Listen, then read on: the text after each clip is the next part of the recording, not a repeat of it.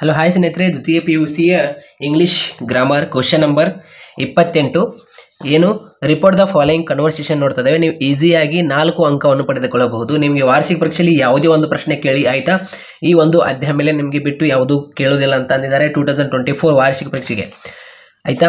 ಯಾವ ಒಂದು ಅಧ್ಯಾಯ ಮೇಲೆ?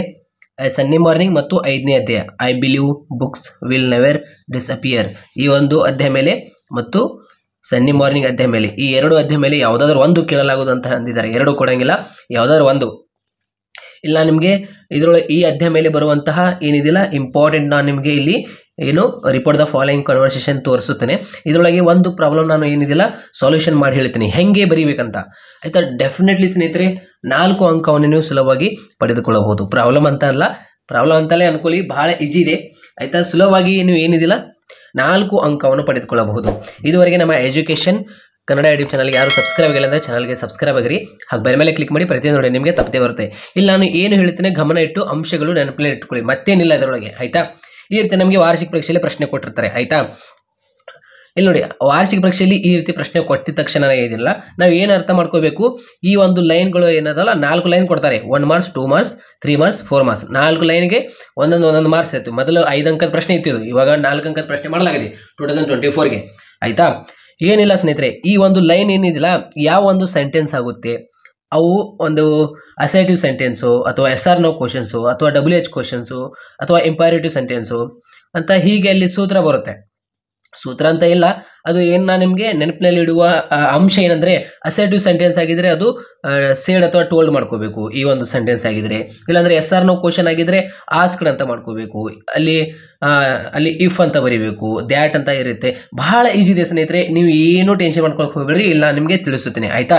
ನಮಗೆ ವಾರ್ಷಿಕ ಪರೀಕ್ಷೆಯಲ್ಲಿ ಈ ರೀತಿ ಪ್ರಶ್ನೆ ಕೊಟ್ಟಿರ್ತಾರೆ ಆಯಿತಾ. Don Gonzalo are you speaking to me senora ಅಂತ ಕೇಳ್ತಾರೆ. Okay, Don Gonzalo are you speaking to me senora ಅಂತ ಹೇಳ್ತಾನೆ ಡಾನ್ ಗೊಂಜಾಲೋ.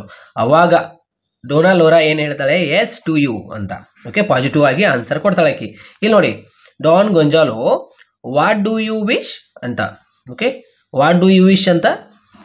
ಅದೇ ರೀತಿ ಆಮೇಲೆ Dona Laura, okay, you have scared away the birds, okay, who were feeding on my crumbs ಅಂತ. ಇಲ್ಲಿ ಈ ರೀತಿ ನಮಗೆ ವಾರ್ಷಿಕ ಪರೀಕ್ಷೆಯಲ್ಲಿ ಪ್ರಶ್ನೆ ಕೊಟ್ಟಿರ್ತಾರೆ.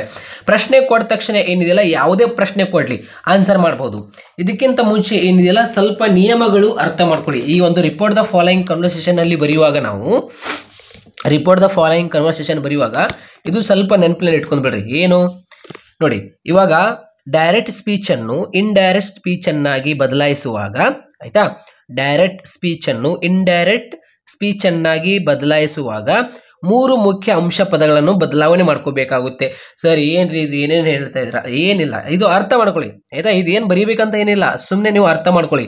ಇಲ್ಲಿ ನೋಡಿ, ಏನು 3 ಅಂಶ, ವರ್ಬ್ಸ್, ಪ್ರೊನೌನ್ಸ್ ಮತ್ತು ಸರ್ಟನ್ ವರ್ಡ್ಸ್ ಆಯಿತಾ. ಅಂದರೆ ಇವಾಗ ಇಲ್ಲಿ ಏನದಾವಲ್ಲ ಇವೆಲ್ಲ ಚೇಂಜಸ್ ಮಾಡ್ಕೋಬೇಕು. ಇವಾಗ ಮುಂದಿನ ಪರ್ಸನ್ ಯಾರದ ನೋಡಿ, ಇವಾಗ ಅವಳು ಇತ್ತಂದರೆ ಸಿ ಮಾಡ್ಕೋಬೇಕು, ಅವನು ಇತ್ತಂದರೆ ನಾವು ಹಿ ಮಾಡ್ಕೋಬೇಕು. ಹೀಗೆ ಅಂದರೆ ಎಕ್ಸಾಂಪಲ್ ಆಗಿ ಇಲ್ಲಿ ನೋಡಿ, ಇವಾಗ ನಮಗೆ ಇಲ್ಲಿ are you speaking to me senora ಅಂತ ಇದೆಯಲ್ಲ, ಇದು ಡಾನ್ ಗೊಂಜಾಲೋ ಹೇಳ್ತಾ ಇದ್ದಾನೆ are you speaking to me senora ಅಂತ.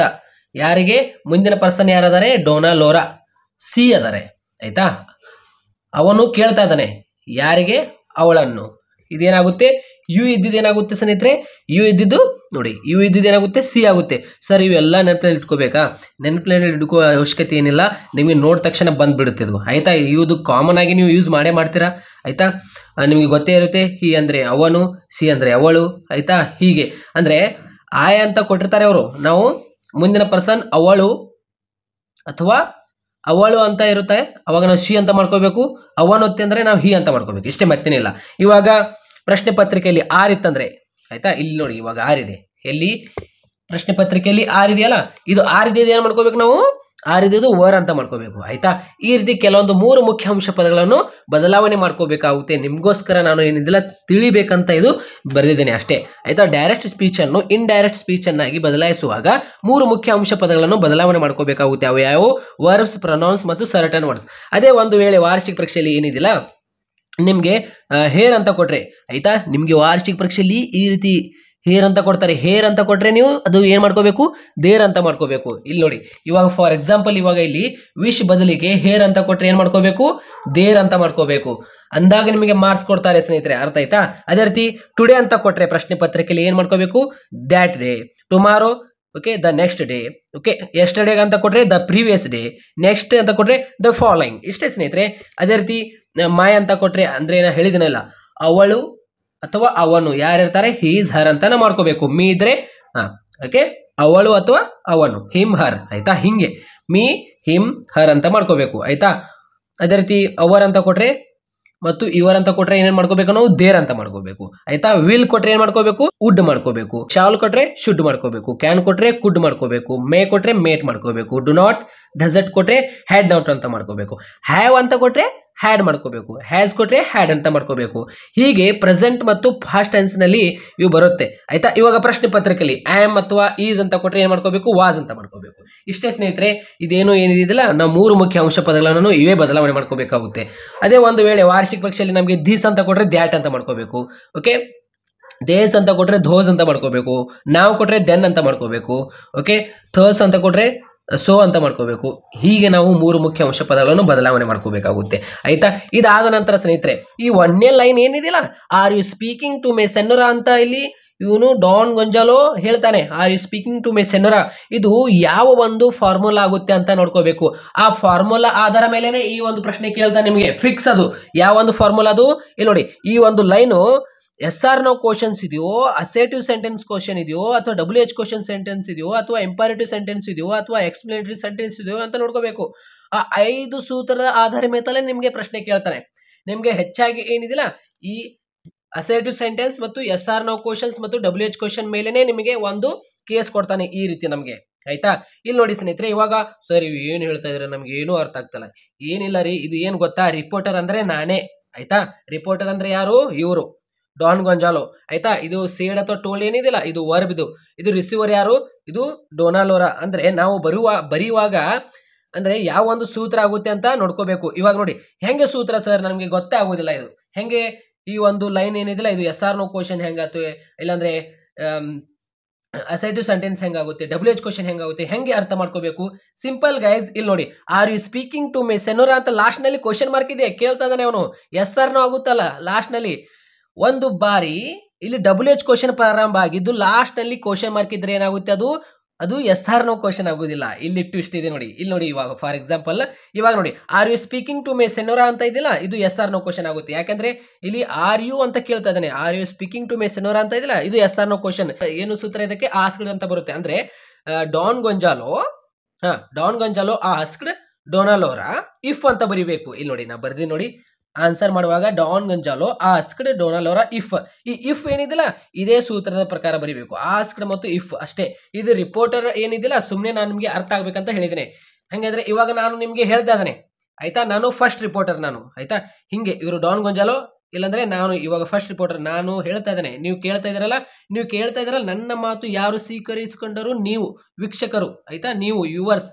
ಇವಾಗ ನೋಡಿ, ಓಕೆ ಡಾನ್ ಗೊಂಜಾಲೋ ಹೇಳಿದ ಮಾತು ಯಾರು ಸ್ವೀಕರಿಸಿಕೊಂಡಿದ್ರು, ಡೊನಾಲೋರಾ ಆಯ್ತಾ.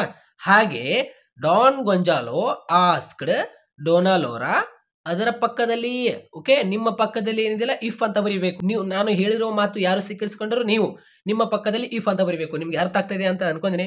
ಇಲ್ಲಿ ನೋಡಿ, ಹಂಗಂದ್ರೆ are you speaking to me senora ಅಂತ ಕೇಳ್ತಾನೆ. ಇದು ಎಸ್ ಆರ್ ನೋ ಕ್ವಶನ್ ಆಗುತ್ತೆ. ನಾವೇನ್ ಬರೀಬೇಕು ಅದಕ್ಕೆ, reporter plus asked plus receiver ಪಕ್ಕದಲ್ಲಿ ಇಫ್. ಅಂದ್ರೆ ರಿಪೋರ್ಟರ್ ರಿಸೀವರ್ ಅಂತ ಯಾಕೆ ಬರ್ತೇನೆ ಅಂದ್ರೆ ನಿಮಗೆ ಗೊತ್ತಾಗಬೇಕಂತ ಅಷ್ಟೇ. ಇವಾಗ ಡಾನ್ ಗೊಂಜಾಲೋ ಆಸ್ಕ್ಡ್ ಡೊನಾಲೋರಾ ಹೀಗೆ ಆಯ್ತಾ, ಇಫ್. ಇಲ್ಲಿ ನೋಡಿ, ಡಾನ್ ಗೊಂಜಾಲೋ ಆಸ್ಕ್ಡ್ ಡೊನಾಲೋರಾ ಇಫ್ ಅಂತ ಆಯ್ತಾ. ಹೀಗೆ ನಾವು ಅರ್ಥ ಮಾಡ್ಕೋಬೇಕು. ಇವಾಗ ನೋಡಿ, ಇದೆಲ್ಲ ಆದ ನಂತರ ಇದು ಯಾವುದು ಒಂದು ಸೆಂಟೆನ್ಸ್ ಆಗುತ್ತೆ ಅಂತ ನಮಗೆ ಗೊತ್ತಾಯ್ತಲ್ಲ. ಎಸ್ ಆರ್ ನೋ ಕ್ವಶನ್ಸ್ ಆಗುತ್ತೆ. ಯಾಕೆಂದ್ರೆ ಇಲ್ಲಿ WH ಕ್ವಶನ್ ಪ್ರಾರಂಭ ಆಗಿಲ್ಲ ಆಯ್ತಾ. ಇದು ಎಸ್ ಆರ್ ನೋ ಕ್ವಶನ್ಸ್ ಆಗುತ್ತೆ. ಒಂದು ವೇಳೆ ಇಲ್ಲೊಂದು ಇದೆ ನೋಡಿ, ಇಲ್ಲಿ ಪ್ರಾರಂಭದಲ್ಲಿ WH ಕ್ವಶನ್ ಪ್ರಾರಂಭ ಆಗಿದೆ. ಆ WH ಕ್ವಶನ್ ಇಲ್ಲಿ ನಾನು ನಿಮಗೆ ಲಿಸ್ಟ್ ತೋರಿಸ್ತಾ ಇದೆ ನೋಡಿ ಇಲ್ಲಿ ಆಯ್ತಾ. ಇವೆಲ್ಲ WH ಕ್ವಶನ್ಸ್ ಆಗಿರುತ್ತೆ. ಫಾರ್ ಎಕ್ಸಾಂಪಲ್ ವಾಟ್ ಆಗಿರಬಹುದು, ಮತ್ತು ಅದೇ ರೀತಿ ವೇರ್ ಆಗಿರಬಹುದು, ಅದೇ ರೀತಿ ವಿಚ್ ಆಗಿರಬಹುದು, ಓಕೆ, ಮತ್ತು ಅದೇ ರೀತಿ ವೆನ್ ಆಗಿರಬಹುದು, ಅದೇ ರೀತಿ ಹೌ ಆಗಿರಬಹುದು. ಇವೆಲ್ಲ ಏನದಲ್ಲ ಈ WH ಕ್ವಶನ್ ಪ್ರಾರಂಭ ಆಗುತ್ತೆ. ಪ್ರಾರಂಭದಲ್ಲಿ ಇಲ್ಲಿ ಏನು ಲಿಸ್ಟ್ ತೋರಿಸ್ತಾ ಇದೆಯಲ್ಲ ಸ್ಕ್ರೀನ್ ಮೇಲೆ, ಈ ಯಾವುದಾದ್ರೂ ಪ್ರಾರಂಭದಲ್ಲಿ ಇಲ್ಲಿ ಬತ್ತಂದ್ರೆ ಅದು WH ಕ್ವಶನ್ ಆಗುತ್ತೆ. ಲಾಸ್ಟ್ ನಲ್ಲಿ ಕ್ವಶನ್ ಮಾರ್ಕ್ ಇದ್ರೂ ಸಹ ಇದು ಏನಾಗುತ್ತೆ, ಅದು WH ಕ್ವಶನ್ ಆಗುತ್ತೆ. WH ಕ್ವಶನ್ ಫಾರ್ಮುಲಾ ಏನು ಸೇಮ್ ರೀ, ಅದು ಕೂಡ ಇಲ್ಲಿ ನೋಡಿ reporter plus asked plus receiver ಪಕ್ಕದಲ್ಲಿ WH ಕ್ವಶನ್ನೇ ಬರೀಬೇಕು. ಅಂದ್ರೆ ಇವಾಗ ನೋಡಿ Don Gonzalo asked Dona Laura WH question ಏನು ಕೊಟ್ಟಿರ್ತಾರಲ್ಲ ವಾಟ್ ಅಂತಾನೆ ಬರೀಬೇಕು. ಏನು ಚೇಂಜಸ್ ಮಾಡ್ಕೊಳ್ಳೋ ಅವಶ್ಯಕತೆ ಇಲ್ಲ, ಯಾಕಂದ್ರೆ WH ವರ್ಡೇ ಬರೀಬೇಕಂತ ಸೂತ್ರ ಪ್ರಕಾರ ಇದೆ. ಹೇಗೆ ನಾವು ಇಲ್ಲಿ SR ನ ಕ್ವಶನ್ಗೆ ನೋಡಿ ಡಾನ್ ಗೊಂಜಾಲೋ ಆಸ್ಕ್ಡ್ ಡೊನಾಲೋರಾ ಇಫ್ ಅಂತ ಇದೆಯಲ್ಲ, ಇಲ್ಲಿ ನೋಡಿ ಹೇಗೆ ನಾವು ಈ ಒಂದು ಸೂತ್ರಗೆ ಅಂದ್ರೆ SR ನ ಕ್ವಶನ್ ಸೂತ್ರಗೆ ನಾವು ಏನು ಬಳಕೆ ಮಾಡಿದ್ವಿ ಅಂದ್ರೆ ಇಲ್ಲಿ ಕ್ವಶನ್ ಮಾರ್ಕ್ ಇದೆ, ಯಾವುದೇ ರೀತಿ ಇಲ್ಲಿ WH ಕ್ವಶನ್ ಪ್ರಾರಂಭ ಇಲ್ಲ. ಡಾನ್ ಗೊಂಜಾಲೋ ಆಸ್ಕ್ಡ್ ಡೊನಾಲೋರಾ ಇಫ್ ಅಂತ ಆಯ್ತಾ. ಹಾಗೆ ಅರ್ಥ ಆಯ್ತಾ.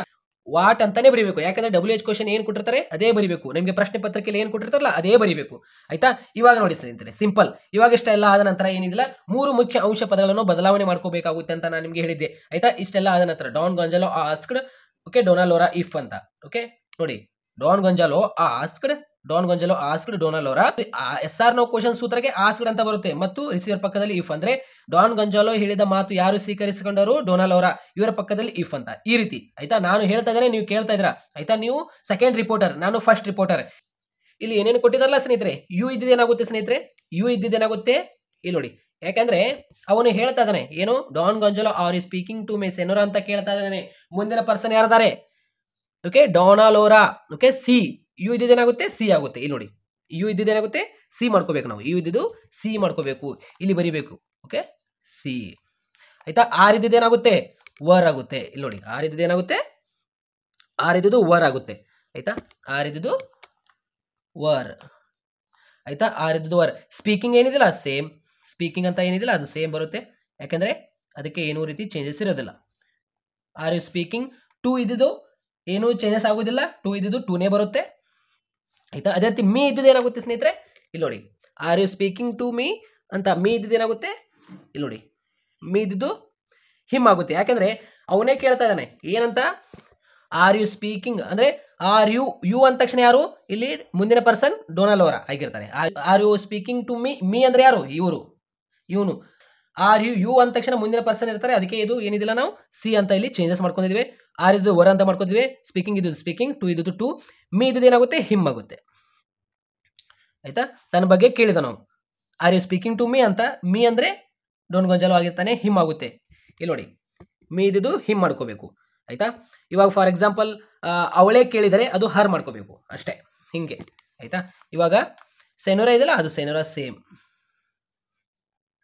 ಕ್ವಶನ್ ಮಾರ್ಕ್ ಇದೆಯಲ್ಲ ಕ್ವಶನ್ ಮಾರ್ಕ್ ಬರೆಯುವಂತಿಲ್ಲ ಆಯ್ತಾ. ಇಷ್ಟೇ, ಇದು ಟಿಕ್ಕು ಹಾಕುವಂತಿಲ್ಲ, ಫುಲ್ ಸ್ಟಾಪ್ ಹಾಕುವಂತಿಲ್ಲ ಆಯ್ತಾ. ಇಷ್ಟು ಆಯ್ತು. ಇಷ್ಟ ಆದ ನಂತರ ಆಯ್ತಾ ಇವಾಗ ನೋಡಿ 1ನೇ ಲೈನ್ ಆಯ್ತು, 1 ಮಾರ್ಕ್ಸ್ ಬಂತು ನಮಗೆ. ಇಷ್ಟೇ ಬರೆದ್ರೆ ಏನ್ರಿ ಬಹಳ ಈಸಿ ನೋಡಿ. ಇವಾಗ ಯಾವುದು ಒಂದು ಸೆಂಟೆನ್ಸ್ ಆಗುತ್ತೆ ಅಂತ ನೋಡ್ಕೋಬೇಕು. ಈ ಲೈನ್ ಏನಿದಿಲ್ಲ SR ನೋ ಕ್ವಶನ್ಸ್ ಆಗುತ್ತೋ ಅಥವಾ WH ಕ್ವಶನ್ ಆಗುತ್ತೋ ಅಥವಾ ಏನು ಇಂಪಾರೇಟಿವ್ ಸೆಂಟೆನ್ಸ್ ಆಗುತ್ತೋ ಅಥವಾ ಎಕ್ಸ್ಪ್ಲೇನೇಟರಿ ಸೆಂಟೆನ್ಸ್ ಆಗುತ್ತೆ. ಇಲ್ಲಿ ನೋಡಿ ಏನಿಲ್ಲ ಸ್ನೇಹಿತರೆ, ನಮಗೆ ಪ್ರಶ್ನೆ ಪತ್ರಿಕೆಯಲ್ಲಿ ಏನು ಪ್ರಶ್ನೆ ಕೊಟ್ಟಿರ್ತಾನಲ್ಲ ಆ ಲೈನ್ ಏನು ವಿಶೇಷತೆ ಒಳಗೊಂಡಿದೆ ಅಂತ. ಇವಾಗ SR ನೋ ಕ್ವಶನ್ ಅಂತ ಗೊತ್ತಾಯ್ತು ನಿಮಗೆ. WH ಕ್ವಶನ್ ಪ್ರಾರಂಭ ಇರೋದಿಲ್ಲ, ಲಾಸ್ಟ್ ನಲ್ಲಿ ಕ್ವಶನ್ ಮಾರ್ಕ್ ಇರುತ್ತೆ, ಅದು SR ನೋ ಕ್ವಶನ್ ಆಗಿರುತ್ತೆ. ಅದೇ ರೀತಿ ಪ್ರಾರಂಭದಲ್ಲಿ WH ಕ್ವಶನ್ ಪ್ರಾರಂಭ ಆಗಿರುತ್ತೆ, ಲಾಸ್ಟ್ ನಲ್ಲಿ ಕ್ವಶನ್ ಮಾರ್ಕ್ ಇದ್ರೂ ಸಹ ಏನಾಗುತ್ತೆ ಕ್ವಶನ್ ಮಾರ್ಕ್ ಅದು ಇದ್ರೂ ಸಹ ಅದು SR ನೋ ಕ್ವಶನ್ ಆಗುದಿಲ್ಲ, ಅದು WH ಕ್ವಶನ್ ಆಗುತ್ತೆ ಆಯ್ತಾ. ಇವಾಗ ಈ ರೀತಿಯಲ್ಲಿ ಪ್ರಶ್ನೆ ಕೇಳಿದ್ರೆ ಯಾವುದು you have scared okay away the birds ಅಂತ ಇದೆಯಲ್ಲ, ಇದು ಯಾವುದು ನಾರ್ಮಲ್ ಒಂದು ಅಸೆಟ್ ಸೆಂಟೆನ್ಸ್ ಆಗಿರುತ್ತೆ ಇದು ಓಕೆ. ಯಾರು ರಿಪೋರ್ಟರ್ ಸೇಡ್ ಅಥವಾ ಟೋಲ್ಡ್, ಇದು ನಾರ್ಮಲ್ ಇದು ಓಕೆ. ಅಸೆಟಿವ್ ಸೆಂಟೆನ್ಸ್ ಮತ್ತು SR ನೋ ಕ್ವಶನ್ ಮತ್ತು WH ಕ್ವಶನ್ ಮೇಲೆ ನಿಮಗೆ ಹೆಚ್ಚಾಗಿ ಕೇಳ್ತಾನೆ ಆಯ್ತಾ. ಒಂದು ವೇಳೆ ಈ ಒಂದು ಲೈನ್ ಏನಿದೆಯಲ್ಲ ಏನಾದರೂ ಒಂದು ಈ ರೀತಿ ಒಳಗೊಂಡಿದ್ರೆ, ಯಾವ್ದು ರೀತಿ ಇಲ್ಲಿದೆ ನೋಡಿ ಆರ್ಡರ್ ಆಗಿರ್ಬೋದು, ಪ್ಲೀಸ್ ಆಗಿರ್ಬೋದು, ರಿಕ್ವೆಸ್ಟ್ ಆಗಿರ್ಬೋದು, ಅಡ್ವೈಸ್ ಆಗಿರ್ಬೋದು, ಈ ರೀತಿ ಏನಾದರೂ ಒಳಗೊಂಡಿದ್ರೆ ಆಯ್ತಾ ಹಿಂಗೆ ಕೊಡ್ತಾನೆ. ರಿಕ್ವೆಸ್ಟೆಡ್ ಇರುತ್ತೆ ಪ್ರಶ್ನೆ ಪತ್ರಿಕೆಯಲ್ಲಿ ಲೈನ್ ಅಲ್ಲಿ, ರಿಕ್ವೆಸ್ಟೆಡ್ ಇಲ್ಲಾಂದ್ರೆ ಅಡ್ವೈಸ್ಡ್, ಆರ್ಡರ್ಡ್ ಅಂತ ಏನಾದರೂ ಇತ್ತಂದ್ರೆ ಹಂಗೆ ಕಾಣ್ತಂದ್ರೆ ನಿಮಗೆ ಲೈನ್, ಅವಾಗ ನೀವು ಏನು ಮಾಡ್ಕೋಬೇಕು ಡೊನಾಲೋರಾ ಆರ್ಡರ್ಡ್ ಅಥವಾ ಪ್ಲೀಸ್ ಅಂತ ಇರುತ್ತೆ ಓಕೆ. ಡೊನಾಲೋರಾ ಆರ್ಡರ್ಡ್ ಅಥವಾ ಪ್ಲೀಸ್ ಅಥವಾ ರಿಕ್ವೆಸ್ಟ್ ಅಡ್ವೈಸ್ ಅಂತ ಅದರ ಪಕ್ಕದಲ್ಲಿ okay. Dona Laura Don Gonzalo ordered please okay requested ಯಾವ್ದಾದ್ರು ಒಂದು ಆಯ್ತಾ. ಡೊನಾಲೋರಾ ಪಕ್ಕದಲ್ಲಿ ಟು ಅಂತ ಬರೀಬೇಕು, ಹಂಗೆ ಏನಾದರೂ ಕಾಣಿಸಿದೆ. ಆಮೇಲೆ ಎಕ್ಸ್ಪ್ಲೇನೇಟರಿ ಸೆಂಟೆನ್ಸ್ ಒಳಗೆ ಏನು ಬರುತ್ತೆ ಡಾನ್ ಗೊಂಜಾಲೋ ಓಕೆ. ಏನಾದರೂ ನಿಮಗೆ ಜಾಯ್ ಓಕೆ ವಂಡರ್ ಏನಾದರೂ ಈ ರೀತಿ ಶಾರೋ ಏನಾದರೂ ಈ ರೀತಿ ಕಾಣಿದರೆ ಇದರೊಳಗೆ ಆಯ್ತಾ, ಅವಾಗ ನೀವು ಏನು ಮಾಡ್ಕೋಬೇಕು, ಇದೇನು ಬರಂಗೇ ಇಲ್ಲ ಬಿಡ್ರಿ, ಸುಮ್ಮನೆ ಹೇಳ್ತಾ ಇದ್ದೆ ನಾನು ನಿಮಗೆ. ಇಲ್ಲಿ ನೋಡಿ ಅವಾಗ ಡಾನ್ ಗೊಂಜಾಲೋ ಓಕೆ ಜಾಯ್ ಅಥವಾ ಶಾರೋ ವಂಡರ್ ಯಾವುದಾದ್ರು ಒಂದು ಓಕೆ. ಅವಾಗ ಡೊನಾಲೋರಾ ಪಕ್ಕದಲ್ಲಿ ದ್ಯಾಟ್ ಅಂತ ಆಯ್ತಾ. ಇವಾಗ ನೋಡಿ ಇಲ್ಲಿ ಅಸೆಟಿವ್ ಸೆಂಟೆನ್ಸ್ ಏನು ರಿಪೋರ್ಟರ್ ಪ್ಲಸ್ ಸೇಡ್ ಅಥವಾ ಟೋಲ್ಡ್, ರಿಸೀವರ್ ಪಕ್ಕದಲ್ಲಿ ದ್ಯಾಟ್ ಇದು ಆಯ್ತಾ. ಇಲ್ಲಿ ನೋಡಿ ಸ್ನೇಹಿತರೆ ಡೊನಾಲೋರಾ ಓಕೆ. ಡೊನಾಲೋರಾ ಏನು ಹೇಳ್ತಾಳೆ ಎಸ್ ಟು ಯು ಅಂತ ಪಾಸಿಟಿವ್ ಆಗಿ ಆನ್ಸರ್ ಕೊಡ್ತಾಳೆ. ನೀವು ಡೈರೆಕ್ಟ್ ಆಗಿ ಆನ್ಸರ್ ಕೂಡ ಮಾಡಬಹುದು ಆಯ್ತಾ. ಲಾಸ್ಟ್ ನಲ್ಲಿ ಕ್ವಶನ್ ಮಾರ್ಕು ಇರಲ್ಲ ಮತ್ತು WH ಕ್ವಶನ್ ಪ್ರಾರಂಭದಲ್ಲಿ ಇರಲ್ಲ. ಅದು ಯಾವುದಾಗುತ್ತೆ? ಅಸರ್ಟಿವ್ ಸೆಂಟೆನ್ಸ್ ಆಗುತ್ತೆ. ಆಯ್ತಾ? ಏನಾಗುತ್ತೆ? Assertive sentence. ಇವಾಗ ನೋಡಿ, ಇದು ಡೋನಾಲೋರಾ ಓಕೆ ಸೇಡ್ ಅಥವಾ ಟೋಲ್ಡ್. ಓಕೆ ಡೋನಾಲೋರಾ ಸೇಡ್ ಅಥವಾ ಟೋಲ್ಡ್ ಡಾನ್ ಗೊಂಜಾಲೋ ದ್ಯಾಟ್ ಅಂತ ಬರೀಬೇಕು. ದ್ಯಾಟ್ ಅಂದ್ರೆ ನೋಡಿ ಇಲ್ಲಿ ಅಸರ್ಟಿವ್ ಸೆಂಟೆನ್ಸ್ ಸೂತ್ರ ಆಗಿರುತ್ತೆ. ಓಕೆ ಡೋನಾಲೋರಾ ಸೇಡ್ ಅಥವಾ ಟೋಲ್ಡ್ ಯಾವುದಾದ್ರೂ ಒಂದು ಬಳಕೆ ಮಾಡಿ ಓಕೆ ಡಾನ್ ಗೊಂಜಾಲೋ ದ್ಯಾಟ್ ಅಂತ ಬರೀಬೇಕು. ಅರ್ಥ ಆಯ್ತಾ? ಇದು ಯಾವುದೇ ರೀತಿಯಲ್ಲಿ ಕ್ವಶನ್ ಮಾರ್ಕ್ ಇರಲ್ಲ ಮತ್ತು ಪ್ರಾರಂಭದಲ್ಲಿ WH ಕ್ವಶನ್ ಪ್ರಾರಂಭ ಆಗಿರುವುದಿಲ್ಲ. ಇಂತಹ ಈ ಒಂದು ಲೈನ್ ಆಗಿರುತ್ತೆ. ಇಲ್ಲಿ ನೋಡಿ ಏನು ಬರೀಬೇಕು ಇವಾಗ ಆನ್ಸರ್? ಡೋನಾಲೋರಾ ಟೋಲ್ಡ್ ಅಥವಾ ಸೇಡ್ ಯಾವುದಾದ್ರೂ ಒಂದು ಬಳಕೆ ಮಾಡ್ರಿ ನಡೆಯುತ್ತೆ. ಸೇಡ್ ಅಥವಾ ಟೋಲ್ಡ್. ನೀವು ಡೈರೆಕ್ಟ್ ಆಗಿ ಡೋನಾಲೋರಾ ಪಾಸಿಟಿವ್ ಗಿವ್ ಆನ್ಸರ್ ಅಂತ ಕೂಡ ಬರೀಬಹುದು ನೀವು. ಆಯ್ತಾ? ಪಾಸಿಟಿವ್ ಆಗಿ ಕೂಡ ಬರೀಬಹುದು ನೀವು. ಪಾಸಿಟಿವ್ ಆನ್ಸರ್ ಕೂಡ ಬರೀಬಹುದು. ಇಲ್ಲಿ ನೋಡಿ Dona Laura told Don Gonzalo okay Don Gonzalo that important that ನೋಡಿ ಇಲ್ಲಿ ದ್ಯಾಟ್ ಓಕೆ ಡೋನಾಲೋರಾ ಸೇಡ್ ಅಥವಾ ಟೋಲ್ಡ್ ಯಾವುದಾದ್ರು ಒಂದು okay Dona Laura told Don Gonzalo that ಅವನ ಪಕ್ಕದಲ್ಲಿ ದ್ಯಾಟ್ ಬರೀಬೇಕು. ಅರ್ಥ ಆಯ್ತಾ? ಈ ರೀತಿ ಯಾವುದೇ ರೀತಿ ಕ್ವಶನ್ ಮಾರ್ಕ್ ಇರಲ್ಲ ಲಾಸ್ಟ್ನಲ್ಲಿ ಮತ್ತು WH ಕ್ವಶನ್ ಪ್ರಾರಂಭ ಇರೋದಿಲ್ಲ. ಅದೇನಾಗುತ್ತೆ? SR ನೋ ಕ್ವಶನ್ಸ್ ಆಗುತ್ತೆ. ಆಯ್ತಾ? ಇವಾಗ ನೋಡಿ S2U ಅಂತ ಇದೆಯಲ್ಲ, S2U ಅಂತ ಇದೆಯಲ್ಲ, ಈ ಯು ಇದ್ದಿದ್ದು ಏನಾಗುತ್ತೆ ಸ್ನೇಹಿತರೆ? ಇಲ್ಲಿ ನೋಡಿ S2U ಇಲ್ಲಿ ನೋಡಿ ಯು ಇದ್ದಿದ್ದು ಏನಾಗುತ್ತೆ? ಹಿ ಆಗುತ್ತೆ. ಯಾಕಂದರೆ ಆಕಿ ಕೇಳ್ತಾ ಇದ್ದಾಳೆ ಯಾರಿಗೆ? ಅವನಿಗೆ. S2U ಯು ಅಂದರೆ ಯಾರು? ಅವನು. ಓಕೆ ಇಲ್ಲಿ ಏನು ಬರೀಬೇಕು? ಪಾಸಿಟಿವ್ ಅಂತ ಆನ್ಸರ್ ಕೂಡ ಬರೀಬಹುದು. Dona Laura told positively answered. Okay Dona Laura said positively answer ಕೂಡ ಬರೀಬಹುದು. Okay Dona Laura told Don Gonzalo okay that yes to his okay yes to he. Correct ಆಗಿ ಏನಿದಿಲ್ಲ ಪಾಸಿಟಿವ್ಲಿ ಆನ್ಸರ್ ಕೂಡ ಬರೆದ್ರು ಕೂಡ ಓಕೆ. ಡೋನಾಲೋರಾ ಪಾಸಿಟಿವ್ಲಿ ಆನ್ಸರ್ಡ್ ಅಂತ ಬರೆದ್ರು ಕೂಡ ಓಕೆ. ರಿಪ್ಲೈಡ್ ಟು ಪಾಸಿಟಿವ್ಲಿ ಈ ರೀತಿ ಬರೆದ್ರು ಕೂಡ ಓಕೆ. ಇವಾಗ ನಮಗೆ ಎಷ್ಟು 2 ಮಾರ್ಕ್ಸ್ ಬಂತು. ಇವಾಗ Don Gonzalo what do you wish ಅಂತ. ವಾಟ್ ಡೂ ಯು ವಿಶ್ ಇಲ್ಲಿ ಕ್ವಶನ್ ಮಾರ್ಕ್ ಇದೆ. ಏನಾಗುತ್ತೆ ಇದು ಹೇಳಿ ನೋಡೋಣ? SR ನೋ ಕ್ವಶನ್ ಆಗೋದಿಲ್ಲ. ಯಾಕೆಂದ್ರೆ ಪ್ರಾರಂಭದಲ್ಲಿ WH ಕ್ವಶನ್ ಪ್ರಾರಂಭ ಆಗಿದೆ. WH ಕ್ವಶನ್ ಪ್ರಾರಂಭ ಆಗಿದೆ ಅಂದ್ರೆ ಅದಕ್ಕೆ ಸೂತ್ರ ಯಾವುದು? ರಿಪೋರ್ಟರ್ ಆಸ್ಕ್ಡ್ ರಿಸೀವರ್ ಪಕ್ಕದಲ್ಲಿ WH ಕ್ವಶನ್ ಅಂದ್ರೆ ಯಾರದಾರ ಇಲ್ಲಿ? ಡಾನ್ ಗೊಂಜಾಲೋ ಆಸ್ಕ್ಡ್ ಡೋನಾಲೋರಾ ಅದರ ಪಕ್ಕದಲ್ಲಿ ವಾಟ್ ಅಂತಾನೆ ಬರೀಬೇಕು. Don Gonzalo asked Dona Laura what ಅಂತಾನೆ ಬರೀಬೇಕು. ಆಯ್ತಾ? ಈ ರೀತಿಯಲ್ಲಿ ನೋಡಿ Don Gonzalo okay Don Gonzalo asked okay Dona Laura okay ಅದರ ಪಕ್ಕದಲ್ಲಿ WH ಕ್ವಶನ್ ಬರೀಬೇಕು. What okay what do you ಅಂತ ಇದೆಯಲ್ಲ, ವಾಟ್ ಡೂ ಯು ನೋಡಿ ಯು ಇದೇನಾಗುತ್ತೆ ಸ್ನೇಹಿತರೆ? ವಾಟ್ ಡೂ ಯು ವಿಶ್ ಅಂದರೆ ಕೇಳ್ತಾ ಇದ್ದಾನೆ ಯಾರು? Don Gonzalo. ಯಾರಿಗೆ? ಯು ಅಂದರೆ ಯಾರು? ಮುಂದಿನ ಪರ್ಸನ್ ಯಾರದಾರೆ? ಡೋನಾಲೋರಾ. ಓಕೆ ಯು ಇದ್ದೇನಾಗುತ್ತೆ? ಸಿ ಆಗುತ್ತೆ. ಓಕೆ ಇಲ್ಲಿ ನೋಡಿ ಯು ಇದ್ದೇನಾಗುತ್ತೆ? ಸಿ ಆಗುತ್ತೆ. ಮುಂದಿನ ಪರ್ಸನ್ ಸಿ ಅದಾರೆ. ಆಯ್ತಾ? She do okay she do. Wish ಇದ್ದೇನಾಗುತ್ತೆ? ವಿಶ್ಡ್ ಆಗುತ್ತೆ. ಆಯ್ತಾ? ವಿಶ್ ಇದ್ದಿದ್ದು ವಿಶ್ಡ್ ಮಾಡ್ಕೊಳ್ಳಿ. ಈ ರೀತಿ ವಿಶ್ ಇದ್ದಿದ್ದು ವಿಶ್ಡ್. ಆಯ್ತಾ? ಅಂದರೆ ಫಾಸ್ಟ್ ಟೆನ್ಸ್ನಲ್ಲಿ. ಇವಾಗ ನೋಡಿ ವಿಶ್ ಇದ್ದಿದ್ದು ವಿಶ್ಡ್ ಅಂತ ಬರೀರಿ. ಇಲ್ಲ ವಿಶ್ ಇದ್ದಿದ್ದು ವಿಶ್ಡ್ ಬರೀರಿ. ನಿಮಗೆ ಇಡಿ ಅಂತ ಒಂದು ಹಾಕಿ ಬರುತ್ತಲ್ಲ ವಿಶ್ಡ್ ಹೀಗೆ. ಇವಾಗ ಆಯ್ತಾ? ಈ ರೀತಿ ನಮಗೆ ಪ್ರಶ್ನೆ ಕೇಳಿರ್ತಾನಲ್ಲ ಈ ರೀತಿ ನಾವು ಆನ್ಸರ್ ಮಾಡಬೇಕಾಗುತ್ತೆ. ಆಯ್ತಾ? ಈ ಒಂದು SR ನೋ ಕ್ವಶನ್ ಏನು ಆಸ್ಕ್ಡ್ ಅಂತ ಅಷ್ಟೇ ನೆನಪಲ್ಲಿ ಇಟ್ಕೊಳ್ಳಿ. ಓಕೆ ಅಸರ್ಟಿವ್ ಸೇಡ್ ಅಥವಾ ಟೋಲ್ಡ್ ಇಸ್ ದ್ಯಾಟ್. ಅದೇ ರೀತಿ SR ನೋ ಕ್ವಶನ್ ಆಸ್ಕ್ಡ್ ಅಷ್ಟೇ ನೆನಪಲ್ಲಿ ಇಟ್ಕೊಳ್ಳಿ. ಇಫ್ ಅಂತ. ಅದೇ ರೀತಿ WH question asked WH question ನೆನಪಲ್ಲಿ ಇಟ್ಕೊಳ್ಳಿ. ಇಷ್ಟೇ, ಮತ್ತೇನಿಲ್ಲ. ಪ್ರಾರಂಭದಲ್ಲಿ WH ಕ್ವಶನ್ ಪ್ರಾರಂಭ ಆಗಿದೆ. ನಾನು ನಿಮಗೆ ಹೇಳಿದ್ದೆ ಪ್ರಾರಂಭದಲ್ಲಿ ಯಾವುದು WH ಕ್ವಶನ್ ಪ್ರಾರಂಭ ಆಗುತ್ತಲ್ಲ ಲೈನ್, ಅದು WH ಕ್ವಶನ್ ಪ್ರಾರಂಭ ಆಗಿರುವಂತಹ ಲೈನ್ ಏನಿದೆಯಲ್ಲ ಅದಕ್ಕೆ ನಾವು ಏನು Don Gonzalo asked Dona Laura what ಅಂದರೆ ವಾಟ್ ಅಂತ ಕೊಟ್ಟಿದ್ದಾರೆ, ವಾಟ್ನೇ ಬರೀಬೇಕಾಗುತ್ತೆ. ಇಲ್ಲ ನಿಮಗೆ ವಾರ್ಷಿಕ ಪರೀಕ್ಷೆಯಲ್ಲಿ ಯಾವುದೇ ಒಂದು ಏನಿದೆಯಲ್ಲ ಕೇಳಿ ನಿಮಗೆ ಓಕೆ ಸೆಂಟೆನ್ಸ್ WH ಕ್ವಶನ್ ಪ್ರಾರಂಭದಲ್ಲಿ ಅದನ್ನೇ ಬರೀಬೇಕಾಗಿರುತ್ತೆ. ಆಯ್ತಾ? ಇವಾಗ ನೋಡಿ ಇದೆಲ್ಲ ಆಯಿತು. ಈ ಕ್ವಶನ್ ಮಾರ್ಕ್ ಎಲ್ಲ ಬರೆಯಂಗಿಲ್ಲ. ಇವಾಗ ನೋಡಿ ಇದೇನಾಗುತ್ತೆ ನೋಡಿ Dona Laura you have scared away the birds okay who were feeding on my crumbs. ಇದೇನಾಗುತ್ತೆ ಸ್ನೇಹಿತರೆ? ಇದು ಒಂದು ನಾರ್ಮಲ್ ಆಗುತ್ತೆ. ನಾರ್ಮಲ್ ಅಸರ್ಟಿವ್ ಸೆಂಟೆನ್ಸ್ ಆಗುತ್ತೆ ಇದು ಲೈನ್. ಆಯ್ತಾ? ಈ ಒಂದು ಲೈನ್ ಏನಿದೆಯಲ್ಲ ಯಾಕಂದ್ರೆ ಪ್ರಾರಂಭದಲ್ಲಿ WH ಕ್ವಶನ್ ಪ್ರಾರಂಭ ಆಗಿಲ್ಲ, ಲಾಸ್ಟ್ ಏನಿದೆಯಲ್ಲ ಇದು ಯಾವುದೇ ರೀತಿಯಲ್ಲಿ ಕ್ವಶನ್ ಮಾರ್ಕು ಇಲ್ಲ. ಏನಾಗುತ್ತೆ, ಇದು ನಾರ್ಮಲ್ ಸೆಂಟೆನ್ಸ್. ಇದು ನಾರ್ಮಲ್ ಸೆಂಟೆನ್ಸ್ ಅಂದ್ರೆ ಏನು, ರಿಪೋರ್ಟರ್ ಓಕೆ ಸೇಡ್ ಅಥವಾ ಟೋಲ್ಡ್, ರಿಸೀವರ್ ಪಕ್ಕದಲ್ಲಿ ದ್ಯಾಟ್. ಆಯ್ತಾ, ಅಸೆಟಿವ್ ಸೆಂಟೆನ್ಸ್ ಇದು. ಅಸೆಟಿವ್ ಇವೆಲ್ಲ assertive sentence yes or no question ನೀವು ನೆನಪಿನಲ್ಲಿ ಇಟ್ಕೋಬೇಕು ಅಷ್ಟೇ, ನೀವು ಬರೆಯಂಗಿಲ್ಲ ವಾರ್ಷಿಕ ಪರೀಕ್ಷೆಯಲ್ಲಿ. ಆಯ್ತಾ, ಇವಾಗ ಇಲ್ಲಿ ನೋಡಿ ಡೋನಾಲೋರಾ ಓಕೆ ಡೋನಾಲೋರಾ ಯು ಹ್ಯಾವ್ ಅಂತ ಇದೆಯಲ್ಲ, you have scared away the birds. Okay, ಇವಾಗ ನೋಡಿ ಅಂದ್ರೆ ಡೋನಾಲೋರಾ ಕೇಳ್ತಾ ಇದ್ದಾಳೆ ಏನಂತ, ಯು ಅಂದ್ರೆ ಯಾರು, ಡೋನಾಲೋರಾ ಅವಳು ಅವನನ್ನು ಕೇಳ್ತಾ ಇದ್ದಾಳೆ. ಆಯ್ತಾ, ಯು ಇದ್ದಿದ್ದು ಏನಾಗುತ್ತೆ, ಅದು ಚೇಂಜಸ್ ಮಾಡ್ಕೋಬೇಕಾಗುತ್ತೆ ನಾವು. ಯು ಅಂದ್ರೆ ಯಾರು ಇಲ್ಲಿ, ಯು ಅಂದ್ರೆ ಯಾರು, ಹಿ ಆಗುತ್ತೆ. ಯಾಕಂದ್ರೆ ಅಕ್ಕಿ ಕೇಳ್ತಾ ಇದ್ದಾಳೆ ಅವನಿಗೆ. ಆಯ್ತಾ, ಅದು ಅವನು ಆಗುತ್ತೆ, ಹಿ ಆಗುತ್ತೆ. ಇಲ್ಲಿ ನೋಡಿ ಏನಾಗುತ್ತೆ, ಹಿ ಹ್ಯಾವ್ ಇದ್ದಿದ್ದು ಏನಾಗುತ್ತೆ, ನೋಡಿ ಹ್ಯಾವ್ ಇದ್ದಿದ್ದು ಏನಾಗುತ್ತೆ, ಹ್ಯಾವ್ ಇದ್ದಿದ್ದು ಅಥವಾ ಹ್ಯಾಸ್ ಇದ್ದಿದ್ದು ಏನಾಗುತ್ತೆ, ಹ್ಯಾಡ್ ಆಗುತ್ತೆ. ಕೆಲವೊಂದು 3 ಮುಖ್ಯ ಅಂಶ ಪದಗಳನ್ನು ಬದಲಾವಣೆ ಮಾಡ್ಕೋಬೇಕಾಗುತ್ತೆ ಅಷ್ಟೇ, ಮತ್ತೇನಿಲ್ಲ ಸ್ನೇಹಿತರೆ. ಹ್ಯಾವ್ ಇದ್ದಿದ್ದು ಏನಾಗುತ್ತೆ, ಹ್ಯಾಡ್. Okay, had. ಅದೇ ರೀತಿ ಸ್ಕೇರ್ಡ್ ಇದ್ದಿದ್ದು ಸ್ಕೇರ್ಡ್ ಆಗುತ್ತೆ, ಅದೇನು ಚೇಂಜಸ್ ಆಗೋದಿಲ್ಲ, ಸ್ಕೇರ್ಡ್. ಆಯ್ತಾ, ಅದೇ ರೀತಿ ಅವೇ ಇದ್ದಿದ್ದು ಅವೇನಾಗುತ್ತೆ, ಏನು ಚೇಂಜಸ್ ಆಗೋದಿಲ್ಲ. ದ ಇದ್ದಿದ್ದು ದನಾಗುತ್ತೆ, ಏನು ಚೇಂಜಸ್ ಆಗೋದಿಲ್ಲ. ಬರ್ಡ್ಸ್ ಇದ್ದಿದ್ದು ಅದೊಂದು ವಸ್ತು ರೂಪ ಆಗಿದೆ, ಅದು ಏನು ಚೇಂಜಸ್ ಮಾಡೋಕ್ಕಾಗಲ್ಲ, ಬರ್ಡ್ಸ್. ಆಯ್ತಾ, ಇವಾಗ ನೋಡಿ ಸ್ನೇಹಿತರೆ, ಹೂ var okay feeding on my crumbs ಅಂತ. ಅಂದ್ರೆ ಆಕಿ ಏನು ಕೇಳ್ತಾ ಇದ್ದಾಳೆ, ಹೂ ವರ್ ಫೀಡಿಂಗ್ ಮೈ ಕ್ರಮ್ಸ್ ಅಂತ ಕೇಳ್ತಾ ಇದ್ದಾಳೆ. ಆಯ್ತಾ, ಡೋನಾಲೋರಾ. ಅವಾಗ ನೋಡಿ ಹೂ ಇದ್ದಿದ್ದೇನಾಗುತ್ತೆ, ಇದು ಅಸೆಟಿವ್ ಸೆಂಟೆನ್ಸ್ ಆಗುತ್ತೋ ಅಥವಾ WH ಕ್ವಶನ್ ಆಗುತ್ತೋ ಅಥವಾ ಏನಾಗುತ್ತೆ, ಇದು ಎಸ್ ಆರ್ ನೋ ಕ್ವಶನ್ ಆಗುತ್ತೋ. ಇದು ಯಾಕೆ ಸ್ನೇಹಿತರೆ ಹೇಳಿ ನೋಡೋಣ. ಈ ಒಂದು ಲೈನ್ ಏನಿದಿಲ್ಲ ಈ ರೀತಿ ನಮಗೆ ಕನ್ಫ್ಯೂಸ್ ಆಗಿ ಕೊಟ್ಟಿರ್ತಾನೆ. ಏನಂತ, you have scared away the birds ಅಂತ, who were feeding on my crumbs ಅಂತ. ಆಯ್ತಾ, ಇದು ಎಸ್ ಆರ್ ನೋ ಕ್ವಶನ್ ಆಗುದಿಲ್ಲ ಮತ್ತು WH ಕ್ವಶನ್ ಕೂಡ ಆಗುದಿಲ್ಲ. ಯಾಕಂದ್ರೆ ಇಲ್ಲಿ ಪ್ರಾರಂಭದಲ್ಲಿ WH ಕ್ವಶನ್ ಪ್ರಾರಂಭ ಆಗಿದೆ. ಓಕೆ, ಇದು ಲೈನ್ ಪೂರ್ಣವಾಗಿದೆ, ಸಪರೇಟ್ ಆಗಿ ಲೈನ್ ಕೊಟ್ಟಿಲ್ಲ ಅವರು. ಆಯ್ತಾ, ನೀವು ಕನ್ಫ್ಯೂಸ್ ಆಗಿ ಇದು WH ಕ್ವಶನ್ ಪ್ರಾರಂಭ ಆಗಿದೆ ಪ್ರಾರಂಭದಲ್ಲಿ ಅಂತ ನೀವು ಏನಿದಿಲ್ಲ.